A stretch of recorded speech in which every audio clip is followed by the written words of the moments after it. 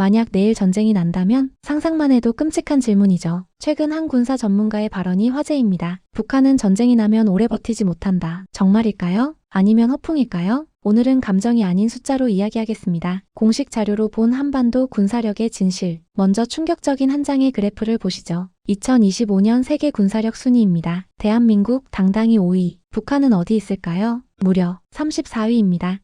북한이 그렇게 약해? 놀라셨죠? 하지만 여기서 끝이 아닙니다. 숫자 뒤에 숨겨진 진실이 있거든요. 북한 병력 132만 명 대비 한국 60만 명. 병력 수로만 보면 북한이 2배 이상 많습니다. 전차도 북한이 더 많고 포도 많습니다. 그럼 북한이 이기는 거 아냐? 아닙니다. 절대 아닙니다. 여기서부터가 진짜 이야기입니다. 글로벌 파이파워라는 기관 아시나요? 전 세계 145개국 군사력을 평가하는 곳입니다. 60개 이상의 항목을 분석합니다. 단순히 무기 개수만 세는 게 아니에요. 경제력, 훈련 수준, 기술력까지 다 봅니다. 그래서 나온 결과가 한국 5위, 북한 34위. 이건 뭘 의미할까요? 양이 아니라 질이 문제다. 바로 이겁니다. 북한은 많이 가졌어요. 맞습니다. 하지만 그게 제대로 작동할까요? 오늘 이 의문을 쏙 시원히 풀어드리겠습니다. 준비되셨습니까? 그럼 지금부터 팩트 폭격 시작합니다. 자, 이제 본격적으로 들어갑니다. 숫자는 거짓말하지 않습니다. 먼저 인력부터 볼까요? 북한 상비군 132만 명 vs 한국 현역 60만 명. 와, 북한이 압도적인데요? 잠깐만요. 여기 함정이 있습니다. 북한 132만 명 중 상당수는 사실상 농사꾼입니다. 크크.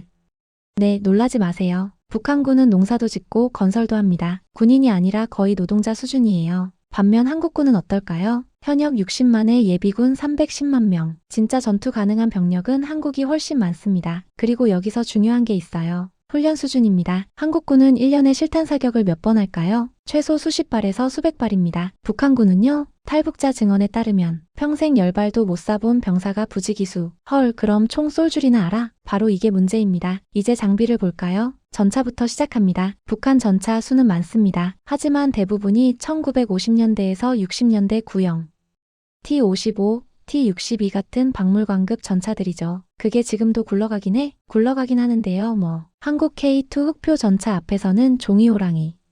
K2는 세계 최고 수준의 3.5세대 전차입니다. 자동 조준, 능동 방어, 최신 장갑까지. 북한 구형 전차는 K2 앞에서 그냥 관역이에요. 다음은 포병 전력입니다. 여기서 한국이 진짜 압도적입니다. K9 자주포 들어보셨죠?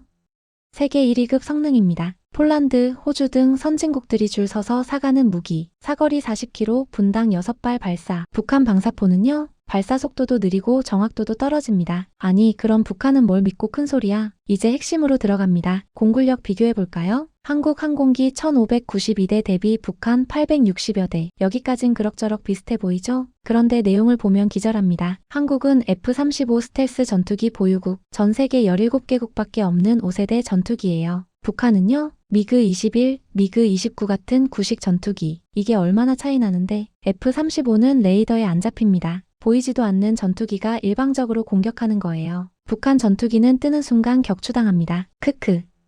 해군도 마찬가지입니다. 한국 227척 대비 북한 207척. 수는 비슷해 보이죠? 하지만 북한배 대부분은 고속정, 경비정, 거의 보트 수준입니다. 크크. 한국은요? 이지스 구축함, 최신형 잠수함, 상륙함까지. 비교 자체가 민망한 수준이네요. 맞습니다. 그래서 전문가들이 말하는 겁니다. 양적 우위는 북한, 질적 우위는 한국. 근데 현대전에서 뭐가 중요할까요? 당연히 질입니다. 숫자 많다고 이기는 게 아니에요. 제대로 작동하고 제대로 쏘고 제대로 명중해야죠. 여기까지가 1차 분석입니다. 하지만 진짜 충격은 지금부터입니다. 여러분, 지금까지는 준비운동이었습니다. 이제 진짜 핵심을 말씀드릴게요. 전쟁에서 가장 중요한 게 뭘까요? 무기, 병력? 아닙니다. 바로 유지입니다. 아무리 좋은 무기가 있어도 총알이 없으면 끝. 아무리 병사가 많아도 밥이 없으면 끝. 이게 북한의 치명적 약점입니다. 첫 번째, 보급 시스템. 북한군은 만성적인 식량 부족에 시달립니다. 탈북 군인 증언 들어보셨죠? 하루 옥수수 한 줌으로 버텼다. 굶주린 군대가 제대로 싸울 수 있을까요? 한국군은요? 하루 세끼 제대로 먹고 영양 관리까지 받습니다. 전투 식량도 세계 최고 수준이에요. 배고픈 놈이 이길 수 있나요? 절대 못 이깁니다. 두 번째, 훈련 수준. 앞서 말씀드렸죠. 실탄 사격 문제. 근데 이게 전부가 아닙니다. 북한군은 기본 훈련 시간도 부족해요. 왜냐고요? 농사 짓느라 건설하느라 바빠서. 크크. 한국군은요?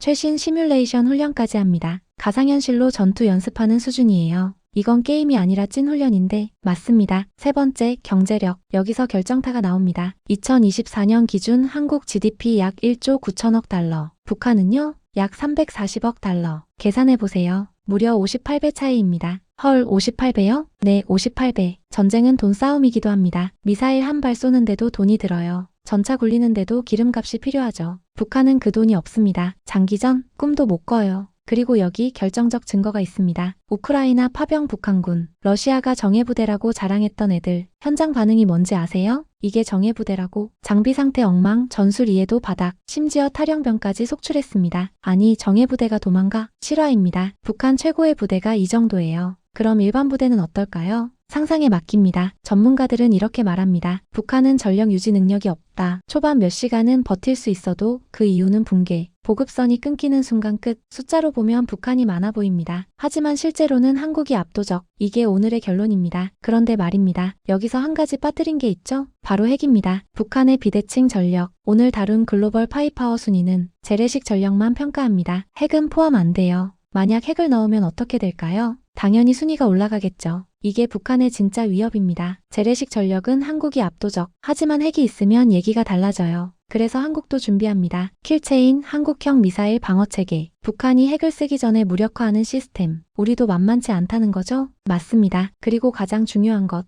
한미동맹입니다. 미국의 해구산, 전략자산 전개. 이게 진짜 억제력이에요. 북한이 함부로 못하는 이유, 우리 혼자가 아니라는 거. 오늘 이야기를 정리해볼까요? 숫자로 보면 북한이 많습니다. 하지만 질로 보면 한국이 압도적. 경제력, 기술력, 훈련 수준 모두 한국이 위. 북한은 유지 능력이 없어요. 전쟁이 길어지면 절대 못 버팁니다. 하지만 방심은 금물. 핵이라는 비대칭 전력이 있으니까요. 그래서 우리는 계속 준비합니다. 싸우기 위해서가 아니라 싸우지 않기 위해서. 평화는 공짜가 아닙니다. 힘이 있어야 평화도 지킬 수 있어요. 강한 군대가 평화를 만든다. 이 말 이제 이해되시죠? 한국은 지금 세계 5위 군사 강국. 이건 우리 세대가 이룬 기적입니다. 6.25 때 유엔군 도움받던 나라. 이제는 무기 수출 7위 국가가 됐어요. K9 자주포, K2 전차, KF-21 전투기. 전 세계가 한국 무기를 사갑니다. 우리가 이렇게 강했어? 네, 우리가 이렇게 강합니다. 하지만 자만은 금물. 계속 발전해야 하고 계속 준비해야 해요. 북한의 도발은 계속될 테니까 우리의 힘은 공포가 아닌 희망, 전쟁이 아닌 평화를 위한 것, 이걸 절대 잊지 마세요. 오늘 영상 어떠셨나요?